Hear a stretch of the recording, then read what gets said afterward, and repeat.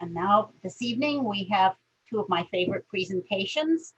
We'll start first with Mr. Cox for transportation.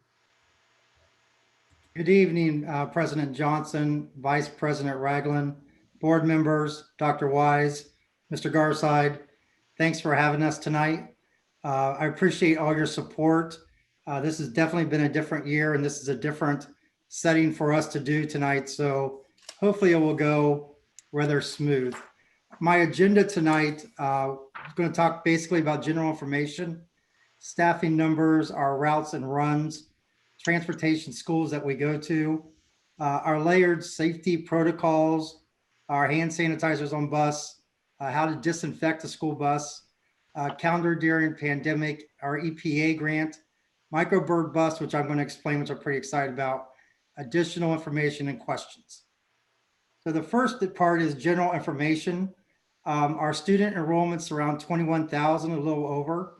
Our students transport per day, it says 6,760, but when we split from blue to green, that is about what we transport for the blue kids, and then another 6,000 plus for the green kids. And then you all know our district square miles is 119. Last year, we drove a little over 2.5 million miles for the school year. This year, we're driving about 11,000, and payment in lieu is 80 students. Payment in lieu is they fall within the 30 minutes of transportation from their residence to the school of choice, but we fiscally can't afford it. So we pay parents to transport, which is a stipend of about $250. Our staffing, this has been a rough year for staffing. There is a shortage. Right now, we are doing great. We're trying to recruit drivers, but we currently have 180. There's 48 bus monitors, 6 mechanics. We generally have 7 mechanics. We had 1 leave in, I believe, October or November. We have a civil service test coming up for that position in February. Number of office clerks is 4. Number of route supervisors is 4. Substitute drivers is 17, number of substitute bus aides 13, and substitute mechanics is 3. Our routes run, remember, routes are different than runs. Routes combine runs. So if you have 3 runs in the morning in elementary, middle school, high school, that would consider routes. But within that is 3 runs. So number of routes is 184. We currently have 4 open routes that we will hand off to substitutes near after the bidding process goes through, so probably in about a month. Number of runs is 1,066 for the whole day. Number of public runs is 723. Special ed is 229. Preschool is 25. Number of public runs, those are church groups like Trinity, St. Mary's, there are 71, and number of midday shuttle runs is 85. That has grown a little bit from that number that I gave to Sandy to put on this PowerPoint. We're helping the Career Academy a lot with labs. So we are doing a lot more shuttles, picking kids up. They're going 5 days a week at the Career Academy. So by the end of this, they will all get their certificate and be successful. Number of schools, this has been pretty interesting. Obviously in Southwestern, we have 30 public, 1 career tech, 6 preschools, 2 preschool inclusions, and special needs out of district is 12, charter schools 13, private schools are 8. It's been interesting because of the calendars. A lot of people have gone virtual, or they go hybrid, or they go 100%. So we are dealing with a lot of different calendars and trying to get through it. And our staff has done pretty good with trying to keep up with all the different needs. This is for the blended that we did this summer. So we decreased the number of riders on the bus. If you remember back in the day, we probably had 60 kids on a high school bus, maybe 65. We lowered that number to 2 per seat, which was 52. Then when you take the blended, that is half of those kids. So what we try to do was set up the blended so that when we go back to 100%, those routes don't change. Now, the problem I'm going to face is special needs, because some kids go 4 days a week, some kids go 2 days a week. So it's been very hands-on and changing the routes for them, but I still think it's doable if we ever go back 100%. So I'm pretty excited about that if we get a little heads up. Hand sanitizers, we put and you're going to see a picture of it. We put hand sanitizers on every single bus. They're right by the student entrance, so there's no reason they can't sanitize their hands. Drivers sanitize, and that little picture you see is kind of like something you'll see in a garden. I call it pump and spray. So when they're done with each run, they sanitize their bus from the back to the front. They use ventilations, and field trips are doing it, shuttles they're doing it, runs they're doing it. So those buses are getting disinfected every day. We have masks available. So far, we've used 6,000 masks, both kids masks and adult masks. Drivers will come to our window. They will pick up masks if they need them.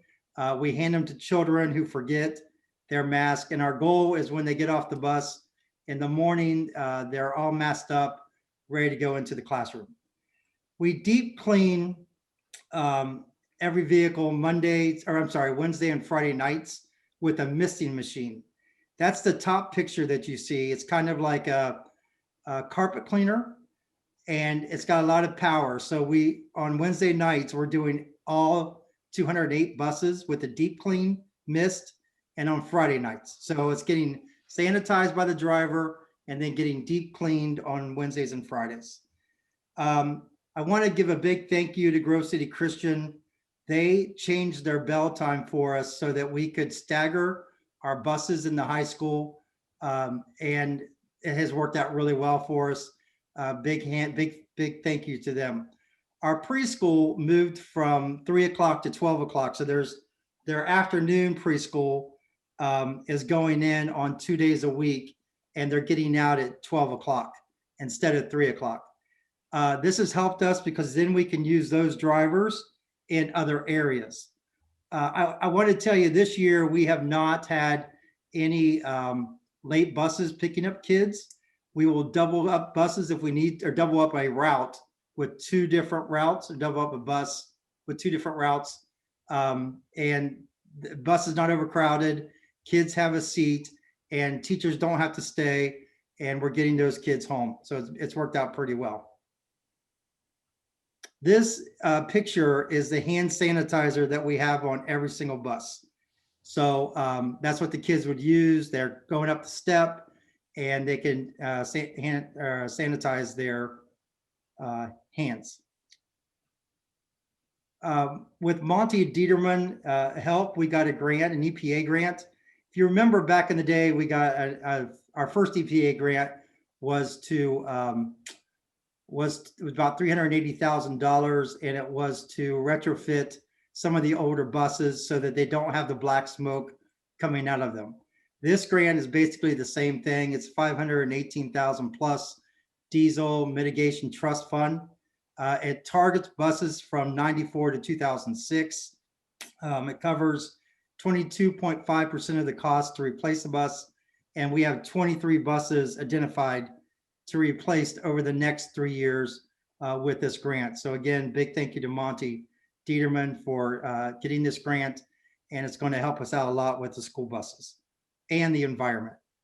Our fleet statistics, you see there's 9 2004s, 14 2005s.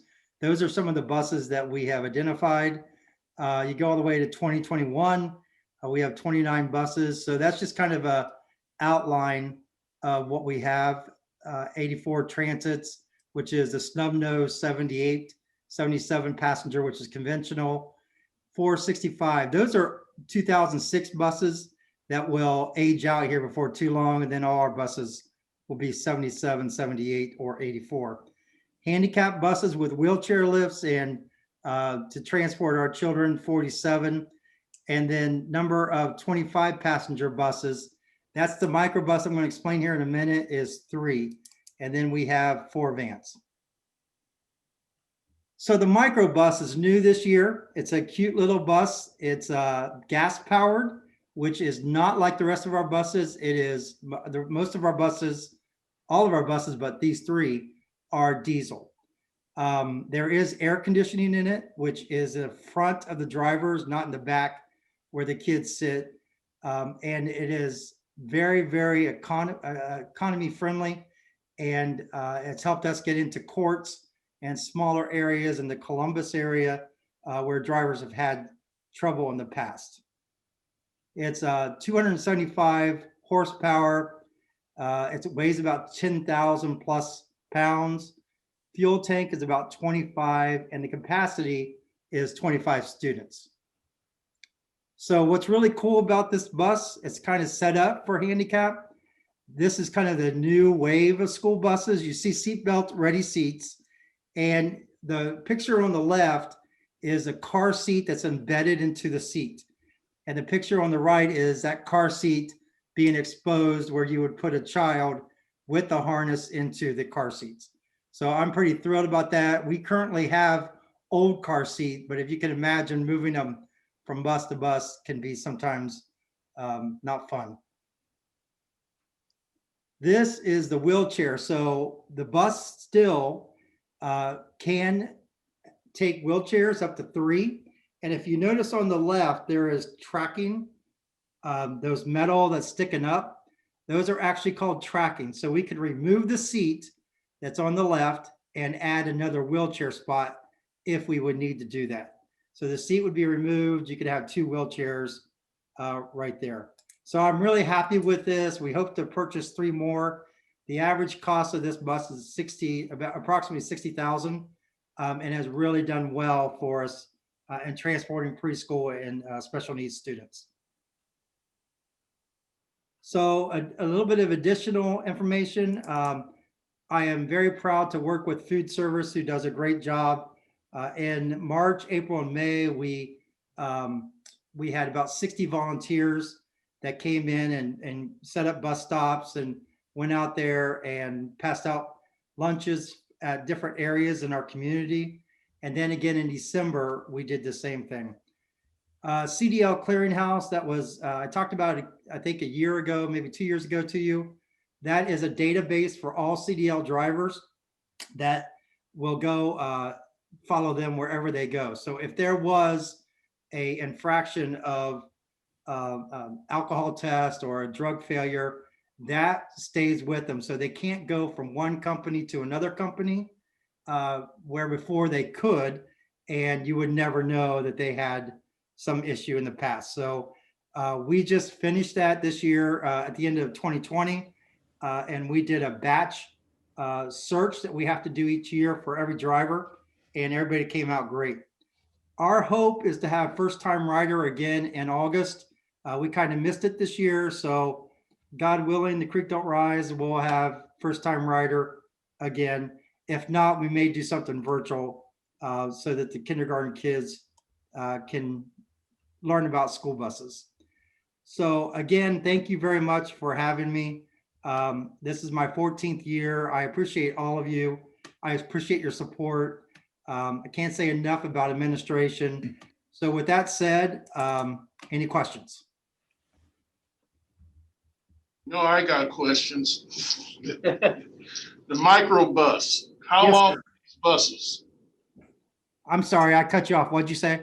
How long are the microbuses, the length? That is a good question. So have you seen the Coda mainstream buses, Mr. Yeah. Ragland? Yes. Okay, they're similar to that. I don't know the exact length, but they're mini, they're shorter. They're kind of like van size, but they have a big roof on them. So I was anxious to see how they do in winter. Today they did really well. I wasn't sure if they're top heavy, but drivers seem to love it. So yeah, it's a little bit smaller. I don't know the exact length, but a regular size bus is 40 and it's half of that. About 20. And also horsepower, are these 6 cylinders or 8-cylinder engines? There are 6. And fuel injection port, Fuel injection port. well, is the fuel injected, I mean? Yes, yes. And then also too, if it's fuel injection, you know the average mile per gallon? I don't yet. I can get that for you. And it is GVWR 10,000, so I'm assuming you need a CDL license, right? Correct. And anybody that would drive a vehicle for us would need a CDL, but yes, you are correct. And last question, brakes, are they air brakes or electric? You know, I knew you were going to ask that question. They're hydraulic. All right, thank you. That's You're why welcome. I appreciate your questions, Mr. Ragland. thank you. You do a fine job, sir. I appreciate that. That's all Are there right. any other questions? Mine is, I just have a comment, if I might, Madam President. Go ahead. Just as I always do each time, thank you for your wonderful service, and especially this past year, your partnership with our food service. Just really appreciate all that you both do. Just want to say that much. Thank you so much. Thank you, Mr. Schneider. Any other comments? I was just, so to piggyback on Mr. Schreiner there, I also wanted to thank you so much for going above and beyond. And in addition to the food services, also just all of the sanitizing procedures that you do. It's really innovative stuff. We've had the opportunity to see some of these different systems that you're putting into place, and it's really keeping our students safe. So thank you for going above and beyond. Thank you, sir. I appreciate it. Other comments? Yeah. Tim, just one quick question, a staff question, really. How have you had to change your check-in, check-out procedures? I mean, we've all been out to the garage, you know, we know the big room that you have there where folks are used to doing it. How have you had to change that to keep your drivers and aides safe? That's a great question. So basically, we took all the chairs out and the tables. They come in we call it the outdoor, but they come in a certain door.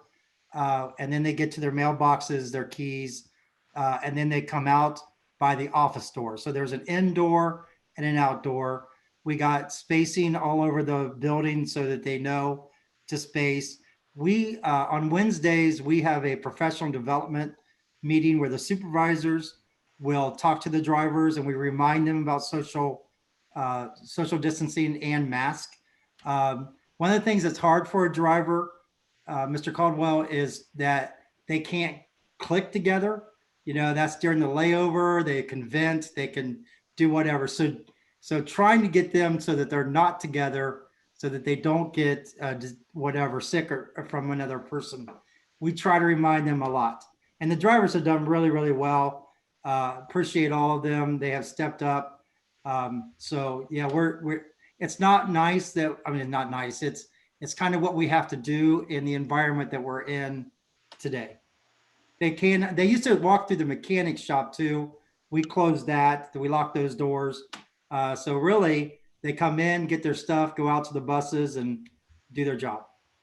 Thank you. We all look forward to the day we can all have coffee and donuts back in the bullpen there. Yes, sir. Okay. Well, thank you very much, Mr. Cox.